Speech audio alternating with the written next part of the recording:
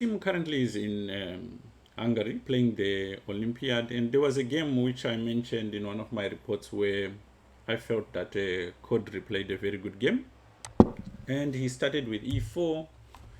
He was playing white, and his opponent went d5, and after take knight c3, d4. This is just a theory. h3. So this, I think, is a very simple idea where you could replace h3 here, and you can tell sometimes the experience of these players that they can be tricked into something that is not to their advantage early. And unfortunately, engines won't be able to tell you that this is not a good trade very early like this. In this position, before you play bishop g4, I think one of the ideas is you must play c6 quite early and control the center a little bit more, and then maybe perhaps put your bishop on f5 if you can, because now he takes it to g4, and after h3 takes, now he loses a bishop pair. So Cawdery, being an attacking player, he enjoys a position where he has the bishop pair. An interesting fact is, of course, this attack, of course, protects this pawn. So black has to deal with that first. And after bishop d3, knight d7, Cawdery has completed developing all his pieces. And looking at this position, Cawdery has finished developing all his minor pieces. He's connected the rooks. He's castled. But if you look at black still needs move 1, 2, and move, let's say, 3 to finish development. So he's like 3 tempo behind. And in positions where,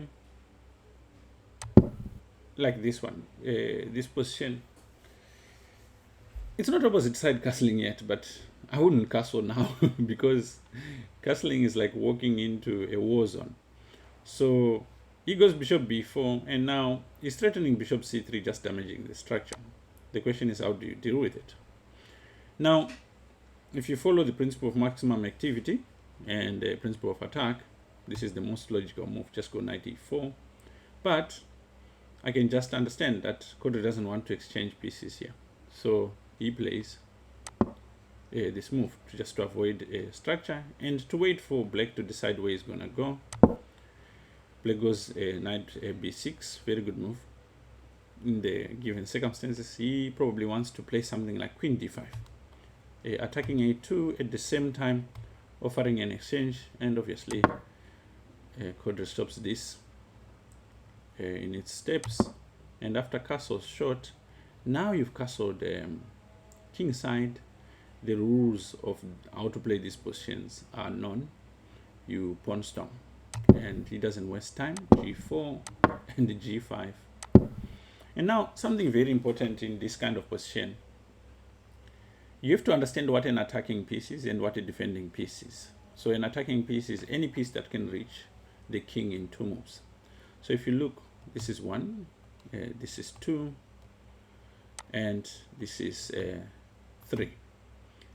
Now, under normal circumstances, if there's no defender, you need at least 3 attackers to carry out a successful attack. 1 to sacrifice, 2 to deliver checkmate. But in this position, you only have this 1 defender. And it's important to define what a defender is.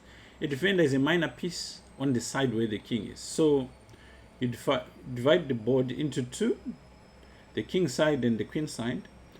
And once you've divided the board into 2, you see how many minor pieces are on that side. In this particular case, there's 1. So you need to add 1 more attacker. And Cawdery immediately tries to push the pawn as an attacker. Once the pawn is here, he's got 1-2 moves to become an attacker. But his opponent really seems oblivious to what he is doing, as obvious as it looks, and plays e5, and this move is wrong on many levels. It doesn't really do anything to add defenders to the position, or to prepare for what's about to come now. I think the game is completely lost already. Cawdery just goes queen e4. This is the easiest way to do it. There's probably more violent ways of doing this, but queen e4. This move has got a double threat. Number one, it threatens the checkmate, and two, obviously, the pawn. He goes g6, and now I think you even have the right to go like this, and you'd still be winning. But Cawdery just does the simple thing, takes on e5, and after knight e7 goes f4. Now it's just a pawn up with a continuing attack. h5 is coming very soon. He goes knight c5. Now he's trying to create some distractions, but okay, these are easy to deal with. He gets rid of the bishop. That's not really doing much because it's blocked by the pawns. And after bishop takes, just carries on with h5, and after knight g7, he opens lines towards the king. So this also introduces the rook as an attacker, the queen, and perhaps so right now it's 2. The bishop very soon can be, but here there's a very nice move which he finds. Obviously he wouldn't miss this. Rook takes, and after king takes, queen check, and when the rook comes to h1, it's quite clear that he cannot stop mate. He tries this, and a very nice finish by Cawdery. Rook check, and it's game over. After king takes, queen checkmate. And there you go. I think this was, quite a clean game from Cawdery. The tournament, they won this particular round 3.5, and yeah, good showing. I think a good start. Let's see how the team does.